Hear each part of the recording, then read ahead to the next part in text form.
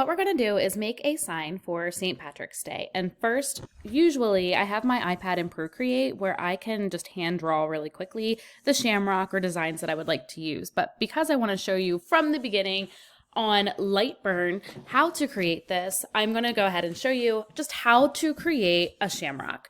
Now, just like any kind of art elements, you really just want to use different shapes in order to construct what your artwork is going to be. So I'm going to come over here and select this polygon tool, shift and drag it so that I have my shape on the screen. But then I'm going to click shape properties and make sure that I only have 3 sides. And you can see that this will then be the bottom of my heart. Each leaf in the shamrock looks like a heart to me, so that's what I'm going to aim for.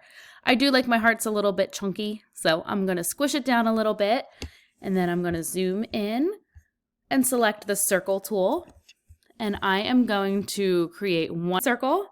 I'm going to hit Command and D in order to have a second circle, and then what I would like to pay attention to here is just how deep the crevice where the connection is between the 2 circles. So that's the first thing. The second thing that I like to pay attention to is to make sure that the edges of the circle are smooth and connecting so it doesn't leave any kind of jagged edge. So I moved that one in a little bit, and now I'm going to go to this side over here and just hit Command and the arrow to the right, which is just incrementally bringing in the circle. I think that I might want to make that a little bit shallower, but I can do that once I merge everything together. So I'm going to hit Command A to select everything, and then over on the left side of the panel, I'm going to use the weld feature in order to weld them all together. Come up to the top and ungroup the shapes so I can get rid of this right here. And as you can see, I still see a little bit of a jagged edge right here from my circle. It's not as smooth as I want it to be. So I'm actually going to go back, and the circles will probably have to come up first and then out a little bit. Oop, up. So I'm going to hit Command and the left arrow just to bring it out piece by piece. And then I'm going to do the same thing over on the other side.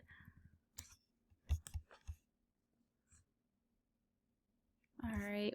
And then I can just use the nodes to fix it from there because I can tell already it's straight and then it like hoops around, and I want to get rid of that.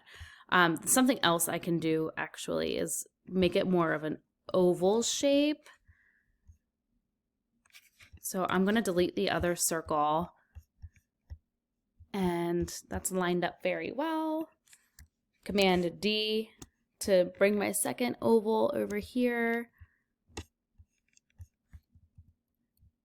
Line that up with the edge. This looks a lot better. So now I'm going to highlight everything, and I'm going to weld it together, ungroup, get rid of the middle triangle that was left behind, and then I'm going to come back over here, and over on the left panel of the screen, I'm going to click on Edit Nodes. And this will allow me to drop down the center node for a little bit deeper of a crevice there. And then we can smooth these out as well. It actually tells you all the shortcuts on here. Smooth node, convert, all of that is in here. So I'm just going to drag these handles so that it'll look a little bit more smooth and not as rigid.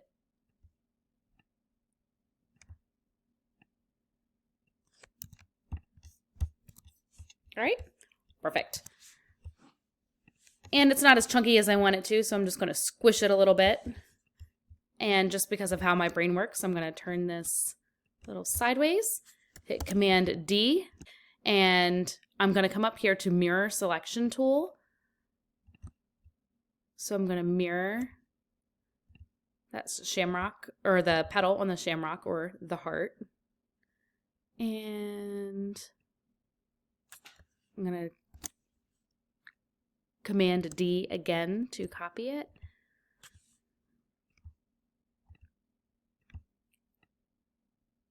And right now I'm really just looking around the outside of the heart shapes that are starting to form a shamrock, just so I can make sure that it is going for the style that I would like it to. I do want them a little closer together at the bottom, so I'm just going to keep clicking and dragging until I feel like I'm at a good place with where I want my shamrock leaves to be at.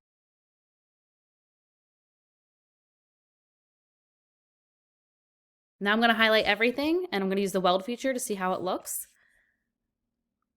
Okay, not so much like a shamrock, so I'm going to undo it, and I'm going to try it again. Maybe make these petals a little bit more narrow.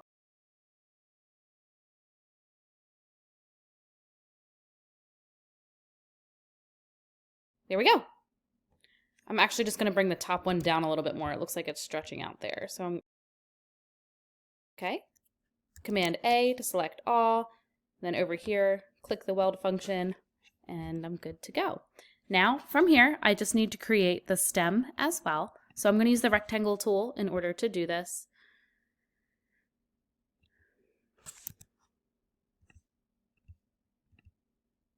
And I can always put the stem in there like that, or I could also use the pencil tool and edit the nodes in order to bend the stem so it has a little bit of a curve to it. Next, I need to make the stem look curved, so I'm going to use the circle tool and create an oval. I'll turn the oval ever so slightly in order to have it overlap the rectangular tool and intersect at the bottom corner. From there, I'll select both of the shapes and head over to the left panel to use the Boolean subtract feature in order to get my curved stem. I'm going to just fatten it up a little bit for my shamrock. And then I'm going to merge it all together. And there you go. Now I'm going to select it, and because the sign is going to be flat, I'm going to try to see if I like it better sideways, on an angle, straight up and down, whatever preference it would be. So what I do here in order to do that is I just look for one of the guidelines and I try to get it as close as I can, so that essentially right here would be my table stand that I'm going to slide this top piece into. I'm also going to have some more wording on here. So if you want to adjust your shamrock and the nodes to make it a little less deep so you can better put your wording, you can do that as well. All right, so here we have our shamrock. Our next step is going to be to add the wording that we want. Now with St. Patrick's Day in particular, there are so many fun and funny phrases that you can put. I personally liked "The patty don't start till I walk in." A little nod to Kesha there. And that's what I'm going to put on here. But because it takes me forever to pick what font that I want, I'm going to go ahead and pick that out first and then come show you exactly what I'm going to do with the font.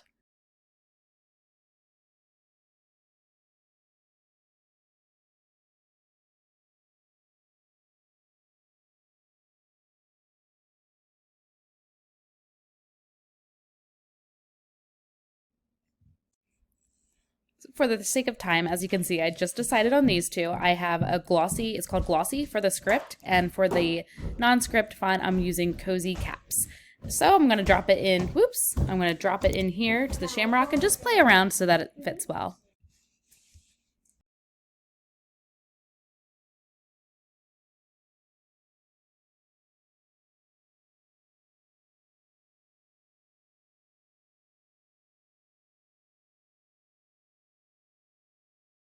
Do is take the word patty, and I think I'm going to actually cut that out of a gold acrylic so that it really stands out. So under cuts and layers, I can see that my line is already cutting the outside of this acrylic shape, but since it's the same settings, I am going to click on line as well so I can cut out the gold. But since it is a different color, I can just switch it to a different shade and turn this off for when I'm engraving and cutting everything else, and then turn it back on when I'm ready to cut the word patty. The letters also look like they could be a little bit delicate, so I'm going to fatten them up over here by clicking offset shapes. And I'm just going to start with a smaller offset distance and kind of play around with what it would look like as a little bit thicker lettering. So here's 2/100ths. Oop, and I already made a mistake because I did inward and it's supposed to go outward.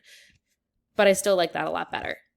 So I'm going to keep that. The other thing I'm going to do is, because the stem could be fragile, I'm actually going to take the whole shamrock and I am going to turn it ever so slightly so that more of the balance of the shamrock when it's sitting in the stand will go on one of the leaves. So right about there. Now, I would ideally like the point of the shamrock stem to be sitting on top of the base and everything else get put into a base. So I'm using this line right here as my guiding distance for where I want everything turned to. So I'm going to go with that and see how it works. And the next step would be to make the base. To create the base, I'm going to go towards the bottom and create a rectangle roughly 1/4 inch in height. That will roughly be the same size or thickness as my base that I have. In addition to that, I'm going to make sure that it's the same length of one of the leaves and at least the stem over to the point, and that way there's enough of the sign that can go into the base that will also allow it to stand up and not be flimsy and fall over. After selecting both of the shapes, I'm going to head over to the left panel and click the boolean feature in order to cut out the portion that would go into the base that I'm creating. Once I see that the right piece is selected, just to verify, I'm going to click the rectangle, Control D in order to duplicate it. And then from there, I'm going to go ahead and do the boolean feature to cut the bottom off and delete the extra pieces that won't fit from the base to the table. So if you were looking at the sign straight on, it might look something like this. Now, as I mentioned, I'd like for the base to look like a gold coin, so I'm going to just create a circle to go around, and I'm going to center it along the rectangle. I'll select both shapes and use the align feature just to make sure that they are the exact center of where I want them to be, and push it to the side. The last step would really just be to adjust my settings, but being I'm strictly working with acrylic on this one, there's really not too much to adjust. However, when I'm doing different cuts, in other words, if I am cutting the shamrock first and the base second, I just like to make sure that they are different layers so that I can turn them on or off when I am adjusting and creating my different engraving and cutting speeds.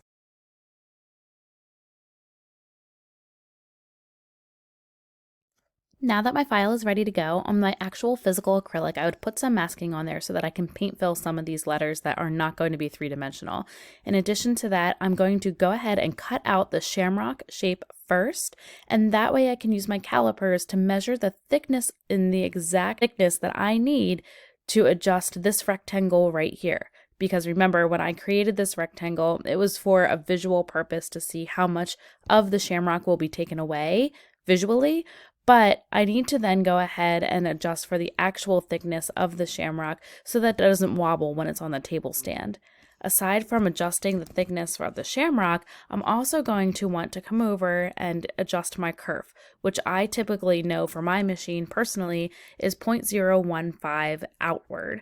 This kerf is what the laser actually removes from the material when making its cut.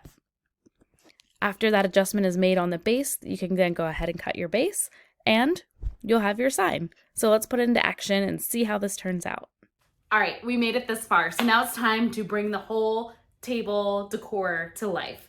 So I'm gonna make sure I have all my materials. I have my laser, my air compressor, and my file is ready as we have designed it. I am going to be using this matte green acrylic from CMB, custom made better acrylic. They do come with masking already on, which is fantastic because with the part that I'm going to paint fill, I don't have to add masking to it. So that's a perk. Aside from that, I am also going to be using a 1/4 inch clear acrylic in order to create the base of the shamrock. This is thicker than the acrylic that I typically use. I usually go with an 1/8 inch acrylic for almost everything. But since I want something a little bit more sturdy that I can put the shamrock into, a 1/4 inch is where I'm going. For me personally, I have 3 things that I need to take care of. First, turn on the external air compressor, then turn on the actual laser itself, and then after that, I'll turn on my external fan that helps to reduce the smoke within the room. These aren't required, they're add-ons that I purchased later. Okay, you know what they say, measure twice, cut once. That's how it's supposed to go, right? I know it's not always how we do it, but double check your settings on the file and make sure it's going to be compatible with your laser.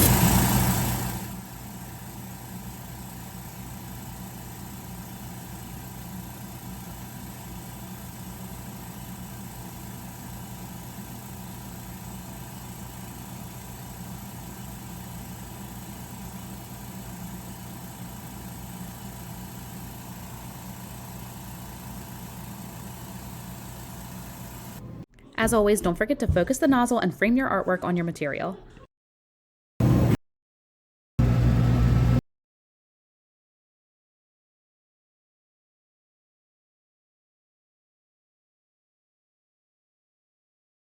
Okay, and just like that, my shamrock is cut. I had it about 8 inches, so it will still be noticeable on a table, but it's not obnoxiously large and taking away from anything else. So I have my shamrock and I have my calipers. I'm gonna turn them on and make sure that it is zeroed out. The battery is dying in them, so I'm gonna work quickly. And all I'm gonna do is make sure that I get the bottom thickness of the shamrock. Here we go. And I have 0.118 for the thickness, or relatively around there. All right, I'm good to go. I'm gonna head over to Lightburn and I'm gonna adjust my file for the circular piece and make sure that this will be able to fit snugly inside. Let's go. All right, so I'm back over here, and this is the piece in the middle that I'm talking about. Originally, when I set up the file, I set it up so it was about 1/4 inch in thickness so that I can see roughly how much of the shamrock would be covered. But now that I'm ready to cut and I need the shamrock to actually fit inside of it, we're looking at this circle as if we're looking from the top down. So I'm going to make sure that the center piece is aligned where I need it to be, and then I'm going to change the size, make sure that it's unlocked up here so that the length of this rectangle doesn't change, since we'll want to keep that the same. And I'm just going to change that so it's a little bit narrower and it matches my caliper measurement. Now the other thing I'm going to do over here, because this is acrylic, it's a little bit thicker, the settings are going to be different. I usually cut at a 10 speed, 90 power, but I'm also going to add in a kerf for the laser to make sure that it makes up for and compensates the area that is being taken away by the laser beam when it is actually cutting my circle. I just know from trial and error that this is roughly my kerf. Usually it's right around this for most people, but it might be something you want to check out. So now that that's ready, I'm going to send this one on over to the laser. Don't forget that with the different thickness, you're going to need to refocus your gauge and also frame out your artwork. Now, something else that I always do here is I leave the actual acrylic in place and use painter's tape to pull out the piece that I cut. That way, if there's any sizing that's off, I can just drop it right back into the original piece of acrylic and cut it a little wider so that the shamrock will fit perfectly. All right, so the base worked, and as you can see, the thinnest little strip is what needed removed. So I'm glad that I checked it. Next, I'm gonna paint the inside of the shamrock while cutting the words Patty. All right, so now it is time to paint, and I just chose an off-white color to use just so it's not so bright white contrasting against here. And I have a foam brush. Sometimes I use a paintbrush to apply it. Sometimes I just use a paper towel, but either way, this isn't that deep, so it doesn't really matter what you use in my personal findings. It also doesn't really matter that there is some acrylic debris on it because we're just going to paint over it. So all I do is squirt a little bit of paint on, and this is what I do for all my wedding signs. This is what I do for any kind of paint fill on acrylic. The masking is still on, which is the #1 important thing. Don't rush to take that off after you get it out of the laser. And I really just dab it so it gets inside all of the engraved area. And keeping it thin also allows it to dry quicker. So if you're really excited like me and want to see the final outcome, you can start to see the engraving show through.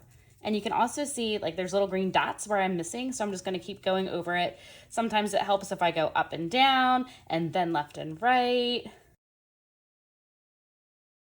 Now this is really the hardest part of making signs, as once you've fully covered the area that is engraved, is to be completely dry before removing the masking. So let's wait Just kidding. I'll come back when it's dry and you can see the final piece. All right, so it's pretty dry. I am going to go ahead and start to do the masking removal. Doing a paint fill will likely require some weeding, which means that you need a little tool to get the tiny pieces of paper out in between the letters itself.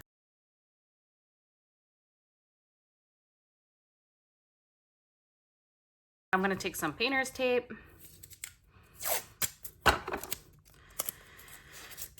and I'm going to wrap it around my finger.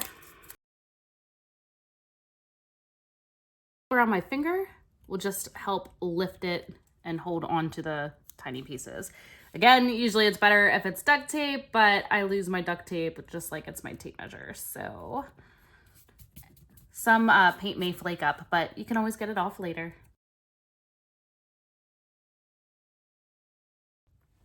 All right, so next I have my letters that I cut from gold acrylic and my stencil that came with it. About there pretty well. I use 3M for the adhesive on the back just to make sure that it's a nice clean way to adhere the letters and there's no glue marks anywhere. There are a lot of steps involved in doing signage, but the result and how unique it is and how it's just that extra personal flair really makes it all worth it. Possibilities are endless. When you get your creative flow going, you can make 3D. I'm gonna do another sign tutorial with cutouts and disco balls. There's just so many different ways, different colors, materials, textures, sizes that you can incorporate. And this is my favorite part because this is the last step and voila. The only thing cooler is taking the masking off.